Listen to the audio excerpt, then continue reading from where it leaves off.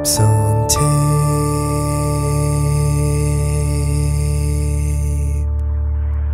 Hello and welcome to Apes on Tape Sound Excited podcast. We are here joined tonight with Pete from the Cave Singers. Pete, how you doing this evening? I'm doing well. Thank you for asking. Right on. And are you guys on tour right now? Are you out on the road? We're not. We're at home. Oh, nice. Right on. Yeah. So I was just thinking back, and I think the last time I saw you may have been Block Party in 2011, which I really dug that a long time ago, but you've come away since then, and I think I described at the time like as pastoral, probably a Fleet Foxes reference, which I think I would improve now. But it's very cool to hear the development from then, imagining back to you guys, on Capitol Hill, and to the new record, Naomi. Oh, sweet. Yeah. And go for it. No, I wasn't going to say anything. One thing I was going to touch, and I think, starting with that Fleet Foxes comparison I just mentioned, I think that's kind of a lazy go-to folk comparison, especially with the Northwest in Seattle, and I was kind of kicking myself for that comparison. But then, looking back, I think I saw you guys open for Fleet Foxes that same year, a little bit earlier, maybe had you on some shows, and you guys kind of share band member Morgan Henderson, right?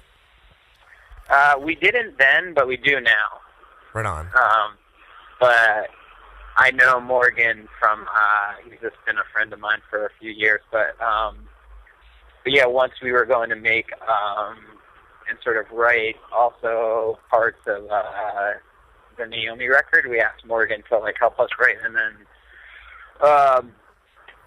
then basically join the band and become a touring member, of which we tour a little bit more seldomly right now, but he is he plays the shows with us now, so he plays some. Right on. I was just reading it actually today. He said that was one of the creative high points he's had was working on Naomi, and moving back to electric bass, I think for him was a big fun step. So that's cool to hear though.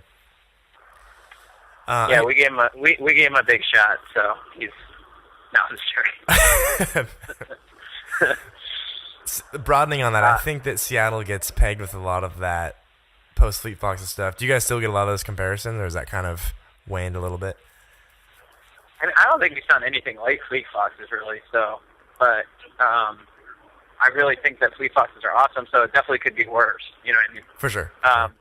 And so, but I see that it's we're from the same city, and we kind of came around the same time, and they had. I mean, their sort of progression from their first record into Helplessness Blues, I thought was amazing, and so it's just kind of good company to be associated with. I feel like it doesn't hurt in terms of bands. I don't even think about it really. It doesn't bother. I mean, people could be this record really reminds me of early Duran, and I'd be like, right on, that's cool. Yeah, for sure. Well, I think that a lot of bands in Seattle get pegged with that. Post Fleet Foxes, Head and Heart, guys with beards singing folk acoustic music, and it gets a little saturated. But do you know Pickwick in Seattle? I know them. I don't know them, but I know the band, yeah. Right on. I think, they had been doing kind of that same style of music around 2009, 2010, and they were saying, just so much of it in Seattle, and sometimes it gets derivative, they had to change to soul, and that kind of changed the whole thing. But I think that there are kind of two roads in Seattle you can take in that acoustic, folky vein where you can sort of blend in the mix because, it's hard and there's enough talent, or you can diversify and kind of create your own brand within that genre, which I would argue you guys have done that. I mean, I think you've kind of honed in your grittier, loose, but, a different brand into that maybe you don't get credit for. Well, yeah, I think that we should get credit for it, first of all.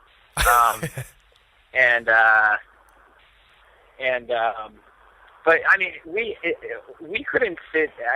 I think for us, whether it's because of somewhat of our technical limitations, or just because we don't really know what we're doing, 95% of the time we're just kind of writing songs just to see, basically just to hang out with each other. But then That's good. But we can't. I mean, we try to plot a song sometimes to be maybe it'll be kind of this, and it turns out not to be like that. But I think that there's there's kind of a return to like sort of like a like a naturalness or something, like with like maybe music and like beards and like, you know, like sweaters and like organic, like, you know, like stores and like, you know, like everybody knows that you shouldn't like eat like, you know,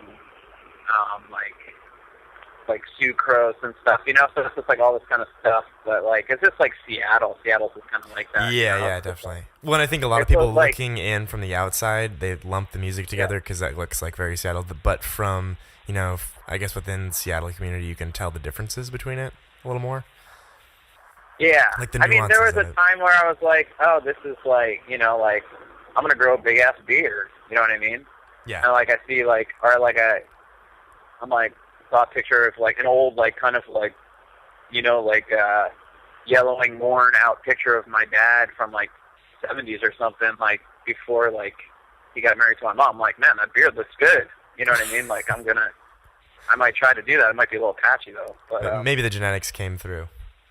the genetics kicked in, and I feel like, you know, the beard came in strong. So, but I mean, there's always like trends and different things, you know. But I mean, in Seattle, I think people just picture it's like just like, you know, like bearded rock, like pastoral, like folk musicians, like everywhere. And really, there's like lots of different types of music. I mean, really, I feel like now it's probably like more hip hop. Oh yeah, for sure. With like more like hip hop are known because of like Macklemore and things like that, you know. So it's sure. like, which is probably good, honestly. So Definitely. I guess. So, changing gears a little bit, on the new record, Naomi got some solid attention. I saw Paste and Stereogum and all that stuff, which is very cool. And like I was saying earlier, I dig the expanses. I feel like you guys kind of got some Dr. Dog vibes going on, like Afro-pop vibes on the percussion and bass grooves. And I would say kind of on the whole, it feels a lot more upbeat than some of the previous stuff. Like, I dug No Witch too, by the way, but like that progression, if you listen to them back to back, I just feel like on the whole, the album is maybe like brighter. Yeah, I'd say the outlook is like somewhat more optimistic. Yeah, and was that a conscious decision? Did you say, hey, let's steer this thing, or was it just kind of what happened, like, hey, we wrote this during the summer instead of October through May or something? I think the conscious decision was to, as a human being, become more optimistic, and so through different trial and error things. So the record is just sort of like it's like an extension of that, you know what I mean? So it's like, there's No Witch was kind of like darker, but just because it was like a darker time, whether it's like physically darker, it was like the winter, or like there was darker sort of metaphorical shit going on, you know, for like band members. So for Naomi, it was like, it was like spring, it was summer, like trees were like coming alive and like things were blossoming and stuff like that. And like everybody was like pretty healthy and like doing pretty good. So I think that it was like brighter, and it kind of felt like, like take a breath and like kind of just like be a little bit more just like aware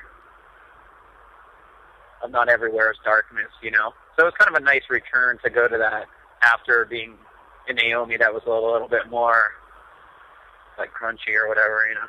Yeah, definitely. And you recorded the album with Phil Eck, right? Yeah, Naomi recorded with Phil, yeah. It seems like kind of a dream producer, I think, in a lot of ways. But how did that come about for you guys? Like, who prompted that, or how did it? Well, initially, I thought that would be a good idea. That sounds like now I don't think it was a good idea, but I do think it was always a good idea.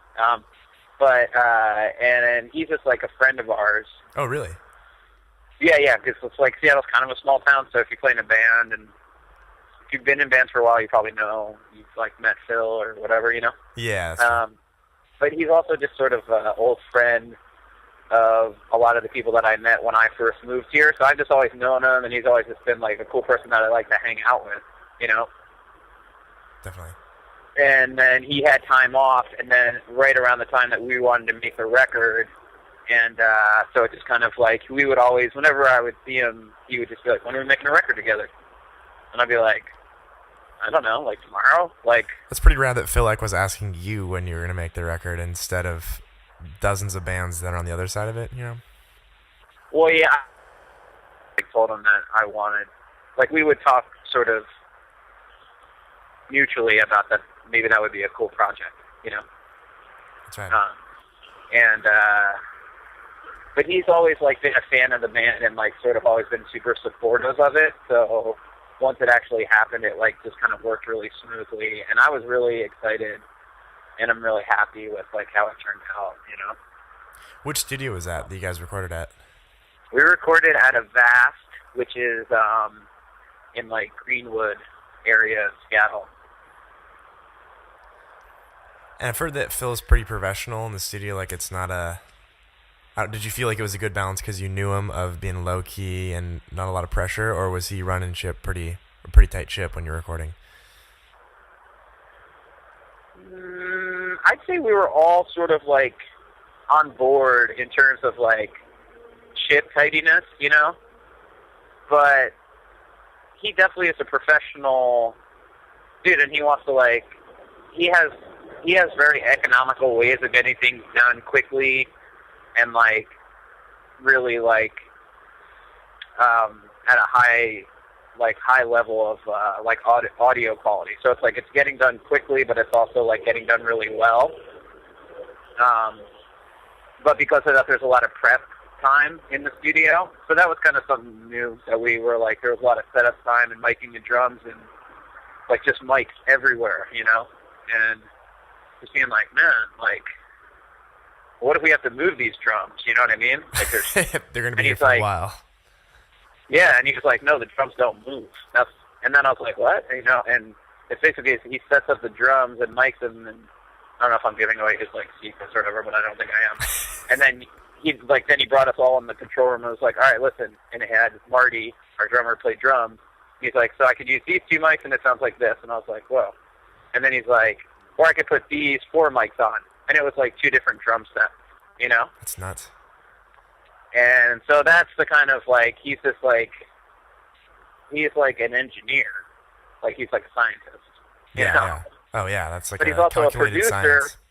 He's also a producer, you know, on the other side. So he's like, I think I might need something here. But it's not like, here's what it needs, and I'm going to play it. It's like, here's what, you know, like, he kind of wants to put it out there, and then it sort of organically turns into something. Morgan was, like, a big help with, like, kind of, like, creating things in the studio.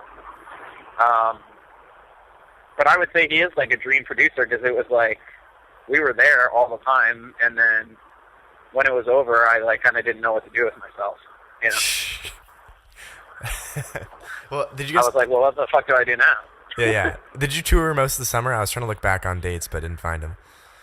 Yeah, the record came out in March, and then we left for, like, April, May. I think we did, like, a 6-week tour,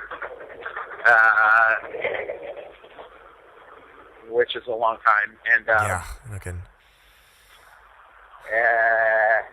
And then we've done some other, you know, a week or two here, and then we've done a lot of, like, fly-ins, and we get invited to a lot of, like, which is, like, completely awesome that we get invited to, like, weird sort of, like, gathering festival type things, like, out in, like, deep Vancouver Island and stuff like that. So we did a bunch of stuff like that. Yeah. Killer. That's cool that the name has made it out, not just to, like I was saying, Stereo Gum earlier, but to those circles as well. That's, like, a pretty broad range. Yeah, lots of beards out there, too. I bet. So you swapped over to Jagjaguwar, or Secretly Canadian, I guess. They kind of go one and the same for this label, right? Or for this record. The last 2 have been on Jagjaguwar. So the first 2 were on Matador, and the second 2 were on Jag. Which is pretty rad to have both those labels, as, you know, you could do worse with record labels in terms of how that works out. But you could. Like that whole group, the Secretly Canadian and Jagjaguwar, they've always been super punctual and awesome on IDLM, but I gotta imagine that's been a cool experience on the artist side as well. Yeah, absolutely. I mean, I think we spend most of the time, like making the thing that they're going to help us with, which is record. But then once we're like at the end of that, and then we're like working alongside them to try to like get the record to people, or if people don't know who we are, to kind of like try to give them a little, try to get them to notice, Yeah. And they're really awesome to work with. Jag is kind of a family vibe, and just like a lot of different talented people in their different sort of chosen fields, in terms of record from like kind of the ground up. So I couldn't be happier with like being on that label. Very cool. Yeah. So these tour dates you have with Pollens, is it just a handful, like a weekend sprint or something like that? I know there's a Portland coming up, but I think there's two. Yeah, I think it's two? Portland and Seattle. There may be another one. I don't know. You'll find out when you show up there on Saturday. I gotta be there, so it doesn't even matter. Yeah. And how'd you link up with those guys? They are also friends of ours.